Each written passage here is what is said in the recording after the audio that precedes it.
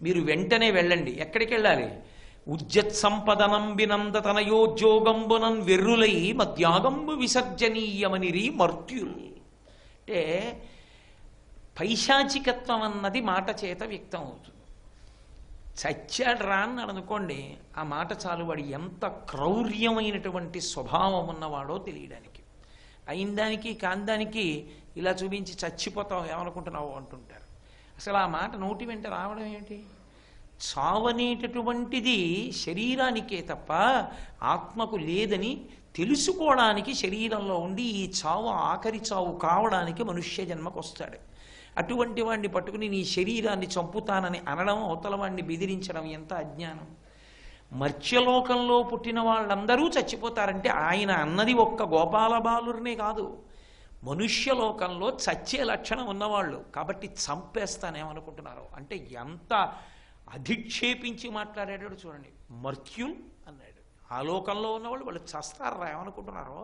చంపేస్తాను అందరినీ. ఎవరిని? వాళ్ళనే కాదు, తగిన వాటికి బుద్ధి ఉందా లేదా వదిలేయి. ఆవులు ఎద్దులు వెళ్ళాయి. ఆవు ఎంత గొప్పది ఇంద్రుడికి తెలియదా? తెలుసు. క్రోధం వచ్చినటువంటి వాడికి యుక్తాయుక్త విచక్షణే ఉంటుంది. అందుకే అనరాని మాటలన్నీ నోటి వెంట వచ్చేస్తున్నాయి. ఇంత అహంకారం మనసులో పెరిగిపోయింది కాబట్టే ప్రమాదం అని ఆ అహంకారాన్ని విరిచెయ్యాలనుకున్నాడు మహానుభావుడు కృష్ణుడు, లేకపోతే పాడైపోతాడని. కాబట్టి పెరుగుల్ నేతులు తావి క్రొవ్వి అని ఉజ్జత్ సంపదనమ్మి నంద తనయోద్యోగంబునన్ వెర్రులై మధ్యాగంబు విసర్జనీయమనిరీ మర్చుల్. నా యాగం చెయ్యక్కర్లేదంటున్నారు. కాబట్టి మీరు ఇప్పుడే బయలుదేరండి. గోవుల్ జనుల్ సజ్జోమృత్యువు పొంద. గోవులు జనులు కూడా ఇప్పుడే ఈ క్షణంలోనే చచ్చిపోవాలి మీ వల్ల, ఒక్కళ్ళు మిగలడానికి వీల్లేదు. అసలు ఆ మాటలు అనొచ్చా ఇంద్రుడు? గోవుల్ జనుల్ సజ్జోమృత్యువు పొంద రాల్కురియుడి శౌర్యంబవార్యంబుగా. వర్షధారలు పడుతున్నప్పుడు అనుషంగికంగా పడుతున్నటువంటి వడగళ్ళు కాదు. రాల్కురియుడి అంటే ఆయన నోటి వెంట ఎంత అహంకారం లేకపోతే ఈ మాటలు వస్తాయి. పోతన గారి యొక్క అద్భుత ప్రయోగం ఆ పద్యాలు. మహానుభావుడు పలికెడిది భాగవతమట పలికించు విభుండు రామభద్రుండట నే పలికిన భవహరమగునట పలికెద వేరుండుగాధ పలుకగనేలా. వచ్చేసాయి మేఘాలు, బ్రహ్మాండమైనటువంటి వడగళ్లవాన. ఇటువంటి గాలి కాదు. అకస్మాత్ అంత వర్షం పడిపోతుంటే ఆవులు ఇలా తలెత్తి చూసి నడుస్తాయి. ఆ నడిచేటప్పుడు వాటి కళ్ళల్లోకి వచ్చేస్తోంది ఆ ధార, నీటితో కొట్టినట్టు కొడుతున్నాయి.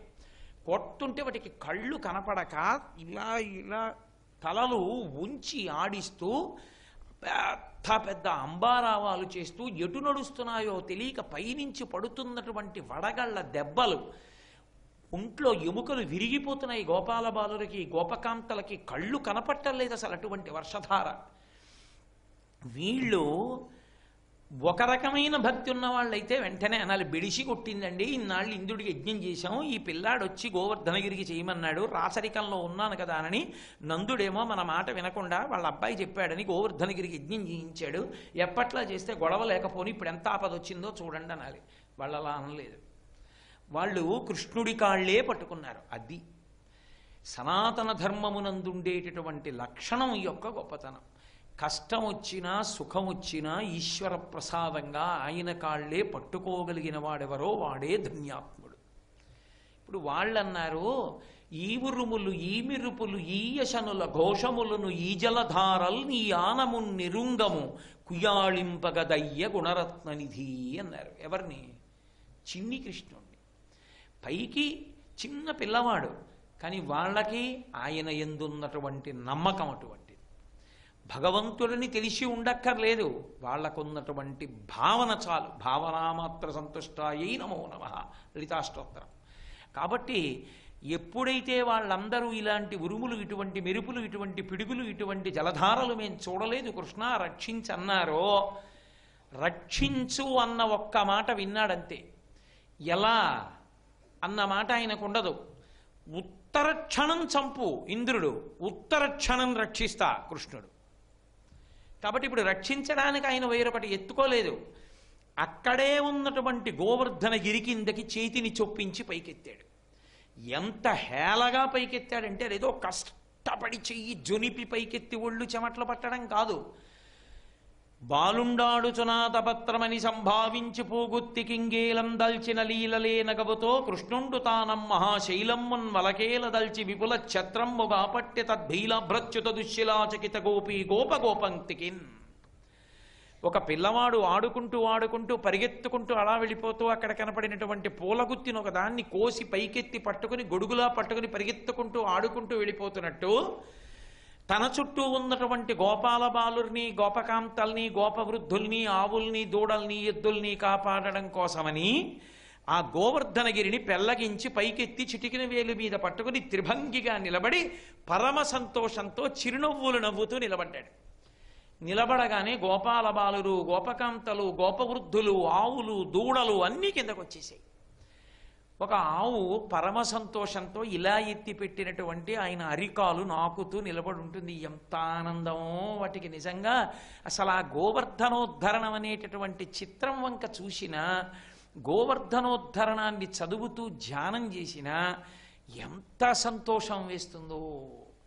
నేను ఇవాళ పలకరిస్తే నా అంతేవాసి ఒక ఆయన ఓ మాట అన్నాడు, గురువుగారు గోవర్ధనోద్ధరణం నా ఇంట్లో పెట్టుకోవాలని అనిపించిందండి నిజంగా నన్ను విన్నాక అన్నాడు. అది మనసు మీద ప్రభావం చేయడం అంటే.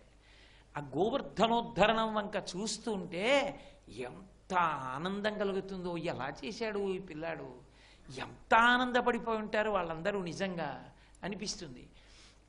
అలా ఎత్తి పట్టుకుంటే పోతన గారు అన్నారు, హరిదోద్దండముగామ గుబ్బ శిఖరం బాలంబి ముక్తావళుల్ బరగంజారిడి తోయ బిందువులు గోపాలంగనాపాంగహాసరుచుల్ రత్నచయంబుగాగా అచల ఛత్రంబు శోభిల్లి తద్గిరిబి దుర్మద భంజియై జలధిరక్లిన్న ప్రజారంజియై.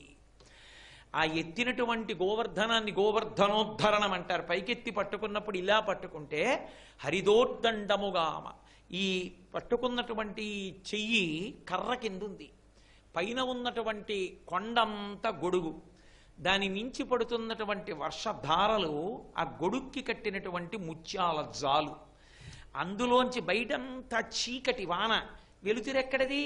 గోపాలంగనాపాంగహాసరుచుల్ రత్న చేయంబుగాగా. గోపాలాంగనలు తమకి ఎంతో ఇష్టమైన చిన్ని కృష్ణుడు గోవర్ధనోద్ధరణం చేస్తే దాని కింద నిలబడి హాయిగా అందరూ ఆయనకి దగ్గరగా నిలబడి ఆయన వాళ్ళని చూస్తుంటే, వాళ్ళ ఆయన్ని చూస్తుంటే ఇంత దగ్గరగా అమ్మయ్యా ఉండగలిగామన్న ఆనందంతో చూస్తున్నప్పుడు వాళ్ళలో వచ్చినటువంటి భావనలు చిరునవ్వులైతే పెదవులు విచ్చుకోకుండా విచ్చుకున్నప్పుడు దంతముల నుండి వచ్చినటువంటి కాంతి రత్నకాంతులై కొండలోపలంతా కూడా మంచి దేదీప్యమానం అయిపోయింది.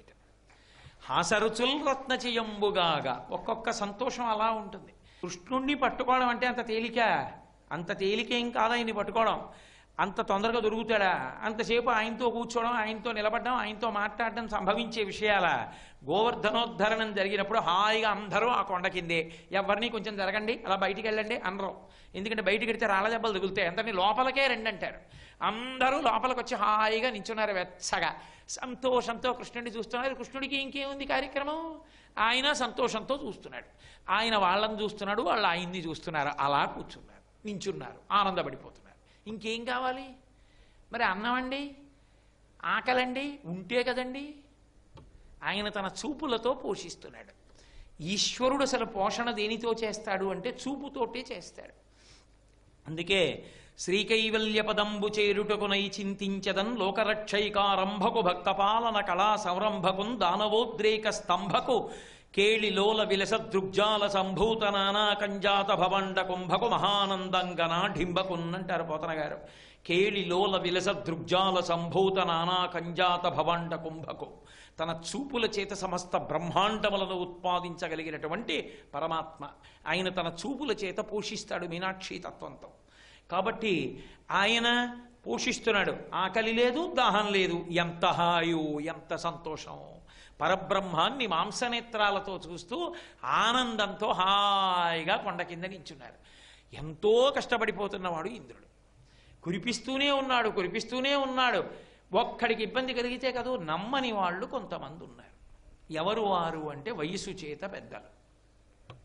గోపవృద్ధులు కొంతమంది అన్నారు, కొండెత్తినవాడు పిల్లాడు. కొండెత్తడం ఏమిటి అసలు పిల్లాడు? పట్టుకున్నాడు, ఎంతసేపు పట్టుకుంటాడు? అవతల వాన తగ్గేటట్టు లేదు, ఇంకా మబ్బు వస్తూనే ఉంది. కాబట్టి వాన ఎక్కువైపోయి పిల్లాడు అబ్బా జబ్బనే పెట్టిందని వదిలేస్తే శరీరం కూడా ఉండదు. బయట నించుంటే కాళ్ళు చేతులు విరుగుతాయి. అందుకని బయటే నించుంటామని దెబ్బలు తింటూ అలాగే నించున్నారు. మీ కర్మ అని ఎవరనాలి? కృష్ణుడు అనాలి. కృష్ణుడు బతిమాలుకున్నాడు వాళ్ళని. అది గోవిందావతారం యొక్క విశేషం.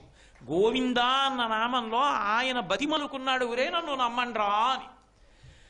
బాలుండీతడు కొండదొడ్డది మహాభారంబు శైరింపకాదాలండో జనిదీని కింద నిలువన్ చింతింపకాబోలది శైలాంబో నిధి జంతు సంయుత ధరాచక్రంబు పైపడ్డ నాకేలల్లాడదు బంధులార నిలుడీ క్రిందన్ ప్రమోదంబునన్ అన్నాడు. బాలుండీతడు కొండదొడ్డది, పిల్లవాడు కొండ పెద్దది పట్టుకున్నాడు. పడిపోతుంది అనుకుంటున్నారేమో, ఈ సమస్త బ్రహ్మాండములు వచ్చి దీని మీద పడినా ఈ కొండ పడదు, నన్ను నమ్మండి, కొండ కింద చేరండి అని తనని నమ్మని వాళ్ళందరినీ బంధువులారా నన్ను నమ్మండి, లోపలికి రండి, నేను కాపాడతానని వేడుకున్నాడు. ఈశ్వరా కాపాడు అని వేడుకోవలసింది పోయి నన్ను నమ్మండ్రా మిమ్మల్ని కాపాడతానని వేడుకున్నటువంటి నామము గోవిందనామం. ఆ గోవిందా అని పిలిస్తే ఎంత పరవశించిపోతాడు. కనీసం 7 రోజులు ఆ గోవిందనామం పలకకపోతే ఇంకెందుకు అసలు దిక్కుమాల జన్మ, ఎందుకు ఆ శరీరమయ్య? కాబట్టి ఆ గోవిందనామం వచ్చింది. అంత పూనికతో ఆయన ఎత్తిపెట్టి భక్తులందరినీ పిలిచాడు, ఎత్తిపట్టి వాళ్ళని పిలిచాడు. పిలిస్తే 7 రాత్రులు 7 పగళ్ళయ్యాయి. వాన పడుతూనే ఉంది. ఇంద్రుడు ఐరావతం మీద చూస్తూనే ఉన్నాడు. వానలు కురిసి కురిసి కురిసి కురిసి వాటికి అలసట వచ్చింది. అమ్మ ఇంకా ఎంత కురవమంటావా? ఎంతమంది పోయారు? ఒక్కడు కూడా పోలా, దూడ కూడా పోలా. మేమేం చేయం? ఆయన గోవర్ధనోద్ధరణం చేశాడు. ఇప్పుడు ఇంద్రుడికి అహంకారం పోయింది. ఏదో నందతనయోద్యోగంబునన్ అన్నాను, మొదట్లో పేరండం కూడా ఇష్టం లేక నందుడి కొడుకు అన్నాను. ఇప్పుడు అర్థమైంది ఆయన ఎవరో. ఆ పిల్లవాడి రూపంలో తిరుగుతున్నవాడెవరో నేను అర్థం చేసుకున్నాను. ఎవరైనా ఏ పాములెరుగక ఏ పారుమేటికి పశుల కాపరి ఇంట పాము కలిగే, ఏ జన్మయును లేక వెలయునొక్కడికి నీ జాతకర్మంబులు సంభవించే, ఏ తల్లి చనుబాలు ఎన్నడెరుగని ప్రోఢ తల్లి యశోద చనుల పాలు త్రవనిరిగే, ఏ హాని వృద్ధుల నిరుగని బ్రహ్మంబు పొదవిటిలో వృద్ధి పొందనుంది, ఏ చదువులనైన ఎలమి పండని పంట వల్లవీజనముల వాడపండే, ఏ చదువులనైన ఇట్టిట్టిదనరా అని అర్థం అవయవముల యందు అందముంది. అసలు లోకంలో పుట్టడం అన్న అవసరం లేనటువంటి పరబ్రహ్మము ఒక పశువుల కాపరి ఇంట్లో పుట్టింది. ఏ జాతకర్మ లేని వాడికి బాలసారి జరిగింది. అసలు తల్లి అంటే తెలియని వాడు యశోద చన్నుల పాలు తాగి పెరిగి పెద్దవాడవుతున్నాడు. హాని వృద్ధి తెలియని పిల్లవాడు పెరిగి పెద్దవాడవుతున్నట్లు కనపడుతున్నాడు. ఏ తపముల చేత ఏ చదువుల చేత ఇలా ఉంటాడని చెప్పడం సాధ్యం కాదో వాడు ప్రతిరోజు కళ్ళ ముందు ప్రాకృత శరీరంతో నడయాడుతూ కనపడుతున్నాడు. అటువంటిది కృష్ణ పరబ్రహ్మస్వరూపం. అటువంటి కృష్ణ పరబ్రహ్మాన్ని తెలుసుకోలేక చిన్నపిల్లవాడని అధిక్షేపించారు. అధిక్షేపించి ఆయనకి ఏదో ఇబ్బంది పెట్టగలననుకుని వర్షధారలు కురిపించాను. ఇప్పుడు నాకు అవగతమైంది ఆయన సామాన్యుడు కాడని. ఆ వర్షాలన్నిటినీ కూడా ఆపేసి సూర్యోదయం అవ్వడానికి అంగీకరించి ఆ మేఘాలని పంపించేశాడు. కృష్ణ పరమాత్మని అందరూ స్తోత్రం చేస్తూ సంతోషపడుతూ గోపకాంతలు, గోపాలబాలురు, గోపవృద్ధులు అందరూ వాళ్ళ చోట్లకు వెళ్ళిపోయారు. ఆవులు దూడలు కూడా ఎంతో సంతోషించి మమ్మల్ని కృష్ణుడు రక్షించాడని వెళ్ళిపోయాయి. వాటికి తెలియదనుకోకండి. వాటిని రక్షించేవాణ్ణి చూసుకుని మురిసిపోతాయి. వాణ్ణి కొట్టేవాణ్ణి, వారి మీద ఇబ్బంది పెట్టేవాళ్ళని చూసి అవి అసహ్యించుకుంటాయి కూడా. ఒక ఆవు వెడుతున్నప్పుడు చేతిలో ఉన్నటువంటి కుక్కని విడిచిపెట్టి ఆ కుక్క వెంట తరుగుతుంటే ఆవు పరిగెడుతుంటే వెకిలి నవ్వులు నవ్వుతున్న వాళ్ళని నేను తెల్లవారకట్ట వాకింగ్ చేస్తున్నప్పుడు చూసా. ఒకసారి తెల్లబోయాను. గోవిందుడు లేడు, పరిహాసానికి కూడా హద్దు ఉండాలి. ఆవు మీదకా కుక్కను వదలడం ఎంత పొరపాటు పని. అనుభవంలోకి వచ్చాక తెలుస్తుంది దాని ఫలితం ఏమిటో. కాబట్టి తెలియక కుక్కలు జరిగినా ఆవుని రక్షించాలి. కనుక ఆయన రక్షించాడు కనుక ఆవులు దూడలు కూడా కృతజ్ఞతలు మౌనంగా ఆవిష్కరించి వెళ్ళిపోయాయి మూగ భాషతో. కూర్చునున్నాడు ఒక రాతి మీద. ఇంద్రుణ్ణి బ్రహ్మగారు పిలిచారు. అప్పుడు చెప్పాడు, నేను ఉపన్యాస ప్రారంభంలో చెప్పిన మాట, కృష్ణుడిగా పట్టాభిషేకం లేదు, కానీ గోవిందా అన్న నామంతో నువ్వు వెళ్ళి పట్టాభిషేకం చెయ్యి. పట్టాభిషేకం చేస్తే ఎప్పటికీ గోవిందా అని ఎవరు పిలుస్తారో పిలిచిన వారందరికీ అభ్యున్నతే. కాబట్టి నలుగురు పిలుస్తారు అలా, దేవతలు, బ్రాహ్మణులు, గోవులు, చిట్ట చివర సాధు పురుషులు. భక్తి కలిగిన వారు మాత్రమే పిలవగలరు, అందరూ పిలవలేరు. గోవిందా అని పిలవాలి అంటే ఆ అదృష్టం పెట్టి పుడితే పిలవగలరు. ఎందుచేతనంటే దాని ఫలితాలు అంత గొప్పగా ఉంటాయి. కాబట్టి గోవింద నామస్మరణము, గోవింద నామోచ్చారణము తేలిక కాదు. కాబట్టి ఆ నలుగురి అభ్యున్నతి కొరకు పట్టాభిషేకం చేయి, వెళ్ళి ఆ చిన్నపిల్లవాడికి అన్నాడు. అనగానే ఇంద్రుడు పరిగెడుతున్నాడు. వెనక ఆ కామధేనువు పరిగెత్తుకొచ్చింది. నోరు కలిగిన వాళ్ళు రక్షించమని ఆపద వస్తే పిలుస్తారు. నా జాతిలో పుట్టినటువంటి వాటికి నోరు లేదు, వాటికి ఆపద వస్తే ఎవరిని పిలుస్తాయి? అయినా మొట్టమొదట నేను మిమ్మల్ని రక్షిస్తానని మహానుభావుడు కొండ కింద ఇన్ని ఆవుల్ని, ఇన్ని దూడల్ని, ఇన్ని ఎద్దుల్ని కాపాడాడు. ఒక్క దూడ నా జాతికి చెందినది, నా సంతతికి చెందినది నశించలేదు. అటువంటి కృష్ణ పరమాత్మకి నేను నాపాలతో అభిషేకం చేస్తానని కామధేనువు బయలుదేరింది.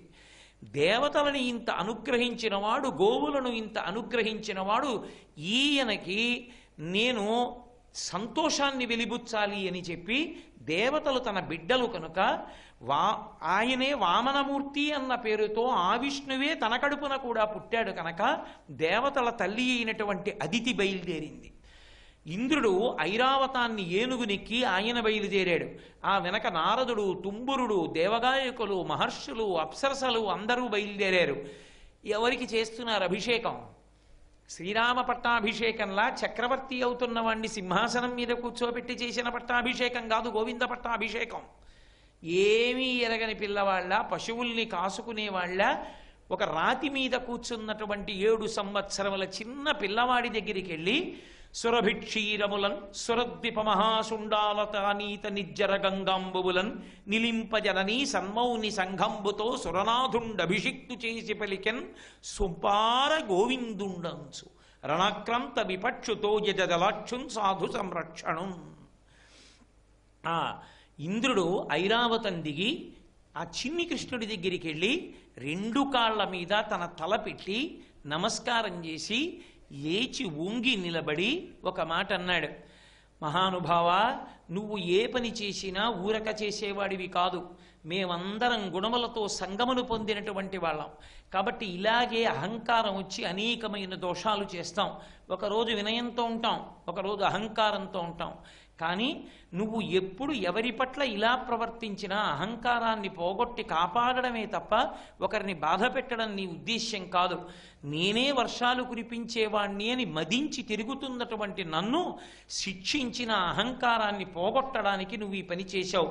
నా వంటి వెర్రివారిని శ్రీవల్లభ నీవు శాస్తి చేసితివేనిన్. నా వంటి వెర్రివాళ్ళని ఓ శ్రీవల్లభ, ఓ లక్ష్మీపతి, పక్కనుంది ఆ లక్ష్మీదేవి. ఇప్పుడు తత్వాన్ని గ్రహించాడు, అది విష్ణు తత్వం అని తెలుసుకున్నాడు. శ్రీవల్లభ నీవు శాస్తి చేవిసితివేనిన్ కావరము మాని పెద్దల త్రోవల జరిగెదరు బుద్ధి తోడుతనీషా. ఈశ్వర, అహంకారం విరిగిపోతే వినయంతో పెద్దల పాటుతో పాటుగా నడవడం అలవాటవుతుంది, వినయంతో ఉండడం అలవాటవుతుంది. ఎంత మంచి పని చేశావయ్యా! ఆ అహంకారం ఉంటే సర్వనాశనం అయిపోతును. నా అహంకారాన్ని విరిచేశావు. ఈశ్వరా, నీకు నమస్కారం. నేను నీకు అభిషేకం చేయడానికి వచ్చాను, అంగీకరించమని ప్రార్థించాడు. వెంటనే చిన్ని కృష్ణుడు 7 సంవత్సరముల పిల్లవాడు కూర్చునున్నాడు. ఆయన అన్నాడు, నా ఆజ్ఞ చేయుచుండుము నీ అధికారంబునందు నిలువు సురేంద్ర, శ్రీయుతుడవై మదింపకు శ్రేయమ్ములు కలుగు పొమ్ము సితకరి గమన అన్నాడు. నాయాజ్ఞ చేయుచుండుము, నీ అంతటి వాడివి నువ్వని ఎప్పుడు అనుకోకు. పైన ఒకడున్నాడని గుర్తుపెట్టుకో, అదే వినయానికి కారణమవుతుంది.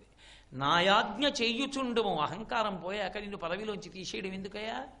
శిక్ష దేనికి అంటే సంస్కరించడానికి. నువ్వు సంస్కరింపబడిన తర్వాత ఇంకా శిక్ష ఎందుకు? కాబట్టి నాయాజ్ఞ చేయుచుండుము నీ అధికారంబునందు నిలువు సురేంద్ర, ఓ సురేంద్ర, నీ అధికారంలో నువ్వు ఉండు. కాబట్టి నా ఆజ్ఞ చేసినంత కాలం ఇక నీకు ఇబ్బంది లేదు. శ్రేయమ్ములు కలుగు పొమ్ము సితకరిగమన, ఏనుగులా నడవగలిగినటువంటి అద్భుతమైన నడకలున్నవాడా, సంతోషంతో బయలుదేరు, నీకు శ్రేయస్సు కలుగుతుంది అన్నాడు. అప్పుడు వెంటనే ఆ కామధేనువు యొక్క పాలని కలశపాత్రలో పట్టుకుని ఆ వచ్చినటువంటి ఐరావత గజం కూడా ఆకాశంలో ప్రవహించేటటువంటి మందాకినీ జలాల్ని స్వర్ణ కలశలో ఐరావతం పోస్తూ ఉండగా అదితి చూసుకుని మురిసిపోతూ ఉండగా, అప్సర స్త్రీలు నాట్యం చేస్తుండగా, నారద తుంబురులు గానం చేస్తుండగా, దేవతలు మురిసిపోతూ ఉండగా, ఎప్పటికీ ఒక పేరు పెట్టి 3 అక్షరాలు ఉచ్చరిస్తే చాలు రక్షించగలిగినటువంటి నామం లోకానికి లభించిందని పరమ పరవశంతో ఇంద్రుడు ఆనాడు గోవిందాయంచు గోవిందా అని ఆనాడు పిలిచాడు. పిలిచి సురభిక్షీరములన్ సురద్విప మహాశుండాలతానీత నిర్జర గంగాంబువులన్ నిలింపజననీ సన్మౌని సంఘంబుతో సురనాథుండభిషిక్తు చేసి పలికెన్ సొంపార గోవిందుండంచు రణాక్రాంత విపక్షుతో యజదాక్షున్ సాధు సంరక్షణం. తామర పువ్వుల వంటి కన్నులు కలిగినటువంటి ఆ చిన్ని కృష్ణుడికి కామధేనువు యొక్క క్షీరములతో ఆకాశమునందు ప్రవహించేటటువంటి మందాకిని జలములతో అభిషేకం చేసి గోవిందా అని పిలిచాడు.